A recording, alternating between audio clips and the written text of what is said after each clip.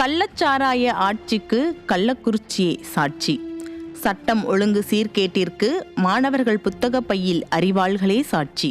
பெண்கள் பாதுகாப்பின்மைக்கு அண்ணா பல்கலைக்கழகமே சாட்சி. போதைப் பொருள் கடத்தலுக்கு திமுக அயலக அணியே சாட்சி.